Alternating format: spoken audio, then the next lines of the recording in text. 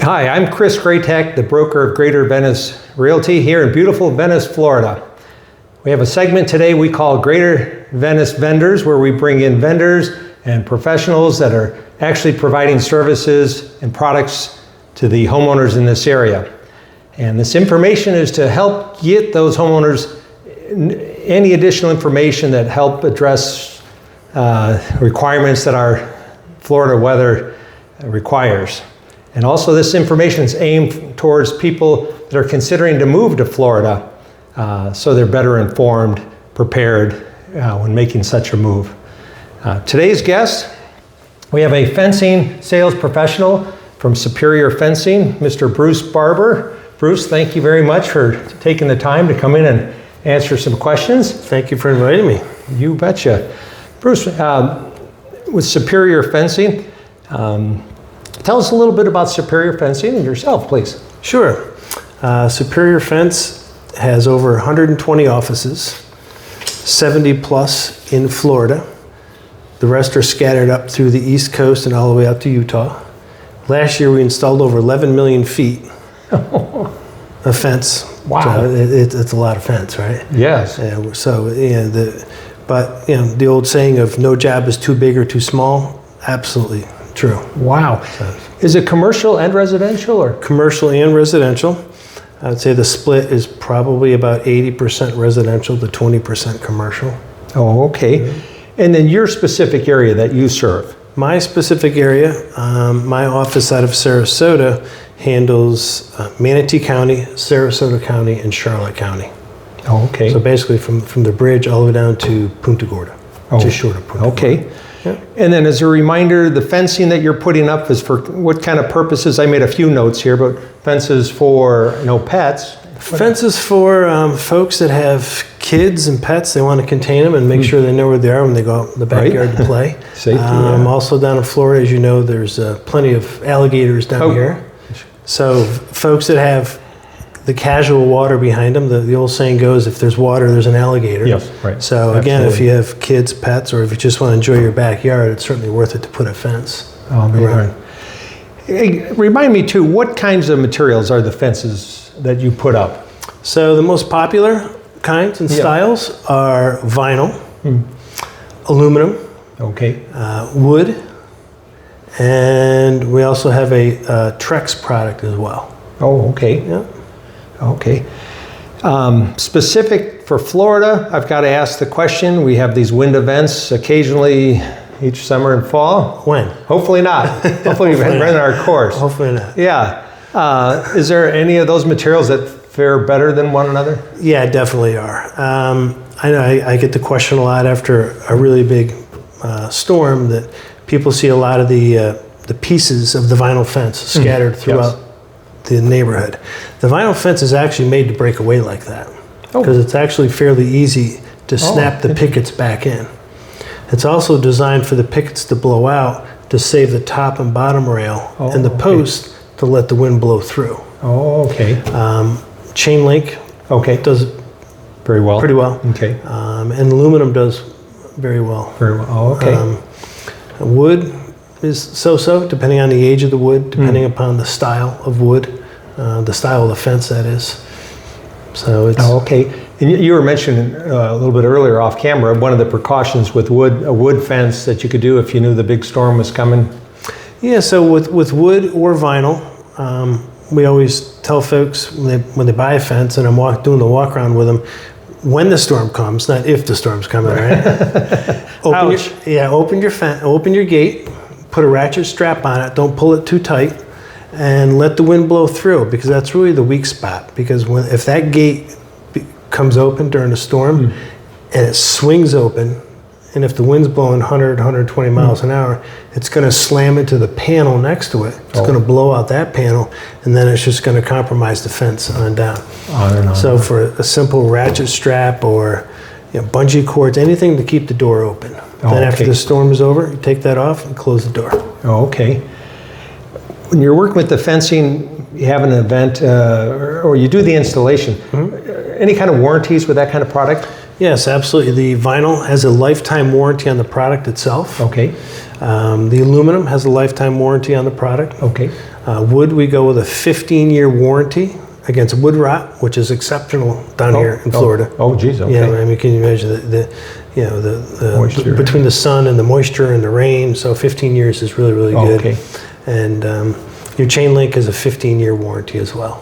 Okay. Now, on all of those, we offer a 3-year workmanship warranty. Oh, okay. And what that means is, 2 years after it was installed, hey, Bruce, the hinge on my gate is loose. Whatever. We'll come out and fix the hinge for 3 years, Okay. or whatever the issue is. Oh, that's it. Yeah. I'll ask it for the people that are curious. If we do have a hurricane or high wind event, is there any kind of warranty for such a product? Not to my knowledge. Not to my knowledge. However, I've been told by many homeowners after going out after a large storm that when the end post, the posts that are closest to the house, so the post, one post starts off from the left side, one post starts from the right side, and the fence goes out and meets in the back. If you bolt those posts to the house, there's a lot of insurance companies out there that would consider it part of the structure. Oh, Because okay. it's bolted to the house. Oh, If it's okay. just sitting next to the house in concrete, but not adhered to it, Right. it might as well be, a Rubbermaid shed out in the back. And off it goes. Yeah. So to repeat that, if a person goes for an installation and they intentionally affix it on two ends to the house, Correct. then you're hearing out there in terms of insurance that you may get better likelihood of coverage of some sort? Yes. Okay. And always, the best thing to do is check with your insurance company. Something they do as well is depending upon the age of the fence, so they depreciate the fence if it's a 3 years, 4 years, 8-year-old fence. You're not going to get what you gotcha. paid for it. So they're going to depreciate. There's a depreciated value. Okay. But still, it's a check. It's something to put towards the new fence or the repairs. Right. That's a neat point. So Yeah. affixing to 2 points if you can. Correct. Okay. With the process of getting a fence or considering getting a fence, what's the permitting like? Permitting, we handle all that for the customer because generally that's kind of a overwhelming. So you throw, we have to get a permit with the city. People go, oh my God, I've never got a permit before in my life. What do you do? Yeah. So we have them fill out a little bit of paperwork and we apply for the permit on their behalf. We apply for the permit, we open the permit, we come out and do the work, and then we call the county or the city afterwards. That was my Tell question. them that the fence is in the ground, and usually in about a week or so, they'll come out and do a quick inspection, Okay. and then they'll close the permit. Oh, okay. And they notify us when it's closed. So if they haven't been out in a few weeks, 2-3 weeks, we usually send them a reminder because nobody wants an open permit on their house. Right. So, but we take care of all that. We take all that out of the person's hands. And you answered my question, whether it was city versus county. So whatever is appropriate. Or Whatever's applicable. appropriate. Some cities, generally speaking, if you're buying a home in the city of whatever it might be, it might be Sarasota, it might be Venice. Venice. Sounds familiar, right? Yeah, Greater Venice. You need a permit. Okay. If, depending on Manatee County, if you are in a flood zone, but not in the city, you need a permit. So there's all kinds of little nuances between all three counties. And I don't expect homeowners to know all that, but we do. It's part of our Take job. it off their plate. That's neat. What about any comments about the HOR rules and restrictions? Because as they consider a fencing solution, here's another That's hurdle. kind of like a permit. Yes, okay. So we help them navigate the HOA. Every HOA has guidelines, the style of fence, the height, how far back it can be from the back corners of the house.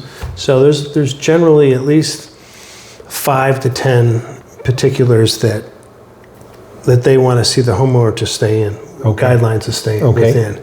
So what we do is I ask somebody for their HOA guidelines, and I will design the fence to those specifications, because it doesn't do anybody any good just to design the fence and they don't accept that style. Right, you're out. So again, I walked the homeowner through that process. Design the fence. We build the fence to the specifications. But prior to that, generally HOAs are looking for our business license, our insurance. They definitely want a copy of the survey, Okay. which I get from the homeowner. Oh, there you go. That was one And of my I'll- questions. Draw the survey in. Okay. So this way here, when it goes to the HOA for a look-see, right? Yes, For the right, approval process, right. they'll look and say, oh, the Jones, yep, they're staying within the guidelines. Or there might be different easements, utility easements, drainage easements they have to stay out of. Yeah. Some communities are different. They allow you to be inside of it. So again, we take all that guesswork take out that out. for the homeowner. Oh, okay. Well, that's neat. There's just one piece that they would have to supply. Each HOA has their own ARC form, Okay. ARC form, an architectural review form. There you go. That's usually found online when they move in.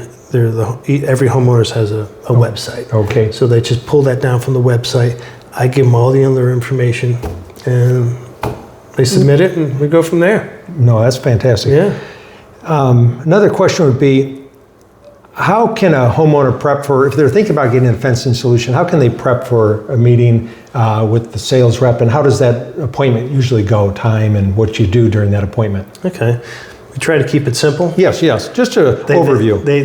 They call the office. Okay, We send somebody out, the Okay. date and time that's convenient for them. okay.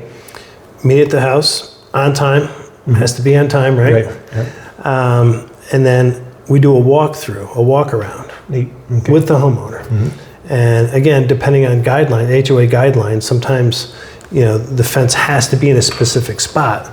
So we still do a walk around, but it kind of is, we have to put it where we have to put it, right? Right. But for the folks that don't live in an HOA, there's a lot more choices. Okay. So that's when you have to be careful your property lines on your left, your right, and the rear property line. There could be trees, bushes, utility poles. There could be a lot of things in the way.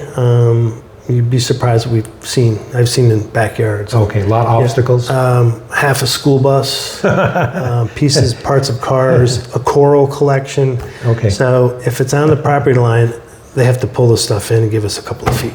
Okay. But again, we walk the perimeter with them just to Okay. discover these things.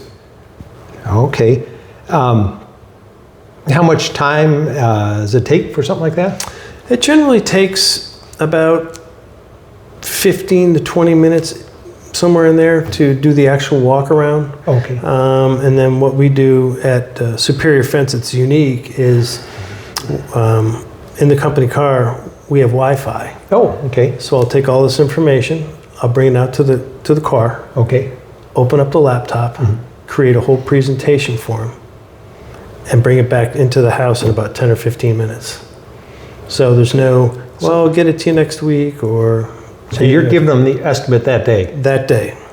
and you walk All through the information. and you walk them through the estimate. Walk them through the estimate, walk them through all the warranties. Again, we generally talk about that when we're walking around. Yeah, yeah. So we just go back through everything again. It's almost like a CAD program. So okay. the drawing, their house is in the drawing, the fence is in the drawing, all the dimensions, how many feet back from the sides, how far out, everything's included in the drawing, as well as pricing, credit card, cash or check, and we also finance as well. Oh, okay. Yeah. Interesting to know. Yeah. One other question I have is, as you've installed various jobs in the area, do you have a couple stories or unique installations or larger installations, or maybe a location we might know of? Or? Yeah, there's a church in Venice that I recently sold them about 400 plus feet of fence with multiple gates, double gates, single gates. They have a daycare facility associated with the church. Oh, okay. So they want to keep all the little kiddies in. Right? Oh, okay, with a lot of gates. So they put Yeah. special locks on the gates to keep the kids in.